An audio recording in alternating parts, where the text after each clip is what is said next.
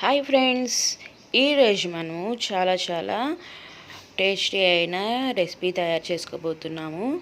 చాలా బాగుండిద్దండి. అదే కంది పచ్చడి. ఓల్డ్ రెసిపీ కానీ చాలా బాగుండిద్ది. మీరు కూడా ఒకసారి ట్రై చేసి చూడండి ఎలా ఉండిద్దో. దానికన్నా ముందు మీరు ఆరోగ్యమస్తు తెలుగు వీడియోస్ని సబ్స్క్రైబ్ కనుక చేసుకోకపోతే సబ్స్క్రైబ్ చేసుకోండి. పక్కనే ఉన్న బెల్ ఐకాన్ని క్లిక్ చేస్తే నోటిఫికేషన్స్ వస్తాయి. ఇప్పుడు ఎలా ప్రిపేర్ చేసుకోవాలో చూద్దాం. ఫస్ట్ ఒక బాండీ పెట్టుకోండి.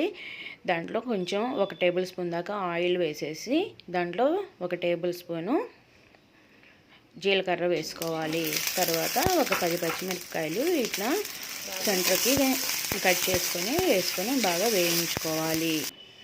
ఇది అన్నంలోకి చాలా బాగుండిద్దండి. కంది పచ్చడి, మినప్పచ్చడి ఇవన్నీ చాలా బాగుంటాయి. మినప్పచ్చడి కూడా ఆల్రెడీ మన వీడియోలో ఉంది, చూడండి. లింక్ డిస్క్రిప్షన్లో ఇస్తాను. ఇట్లా పచ్చిమిరకాయలు వేగిన తర్వాత 1 గ్లాసు కందిపప్పు తీసుకున్నానండి నేను. ఇట్లా 1 గ్లాసు కందిపప్పు తీసుకొని వేయించుకోవాలి. ఇవి బాగా గోల్డెన్ బ్రౌనిష్ కలర్ వచ్చేదాకా ఇట్లా వేయించుకోవాలన్నమాట. అప్పుడే మంచి టేస్ట్ని ఇస్తుంది మనకి పచ్చడి అనేది, చాలా బాగుండిద్ది. తర్వాత ఇట్లా ఒక మిక్సీ గ్రైండర్ జార్ తీసుకొని దాంట్లో మనము వేయించుకున్న కందిపప్పు, పచ్చిమిరపకాయలు, జీలకర్ర వేసేసుకోవాలి. ఇలా వేసుకున్న తర్వాత దీంట్లో ఒక 6-7 మనకి వెల్లుల్లిపాయలు వేసుకోవాలి. తర్వాత తగినంత ఉప్పు వేసుకోండి. దీనికి చింతపండు కొంచెం ఎక్కువే పడుతుందండి. నేను లెమన్ సైజ్ అంతా చింతపండు తీసుకున్నాను, మీరు చూసి వేసుకోండి. చింతపండు ఎంత ఎక్కువ వేసుకుంటే అంటే మరీ ఎక్కువ కాదు, దానికి సరిపడంతా వేసుకొని ఇట్లా గ్రైండ్ చేసుకోండి.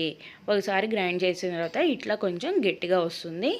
తర్వాత దాంట్లో కొంచెం వాటర్ వేసేసి మళ్ళీ గ్రైండ్ పట్టుకోవాలి. అప్పుడు ఈ రకంగా మనకు కావలసినట్టు పచ్చడిలాగా వస్తుంది. మరీ గట్టిగా ఉంటే బాగోదండి. మధ్యలో కొంచెం నీళ్ళు వేసేసుకొని మిక్సీ వేసుకోవాలి.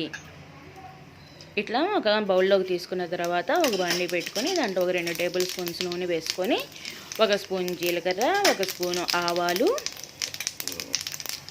1 స్పూను మినప్పప్పు వేసుకొని బాగా వేయించుకోవాలి. అలాగే ఎండుమిరపకాయలు 2, కరివేపాకు వేసేసుకొని బాగా గోల్డెన్ బ్రౌనిష్ కలర్ వచ్చేదాకా వేయించుకోండి. ఇవి తాలింపు వేసుకుంటే బాగుండిద్దండి పచ్చడి, అందుకని తాలింపు కూడా వేసి చూపిస్తున్నాను. దీంట్లో కొంచెం ఇంగు కూడా వేసేసి ఫ్రై చేసుకోండి.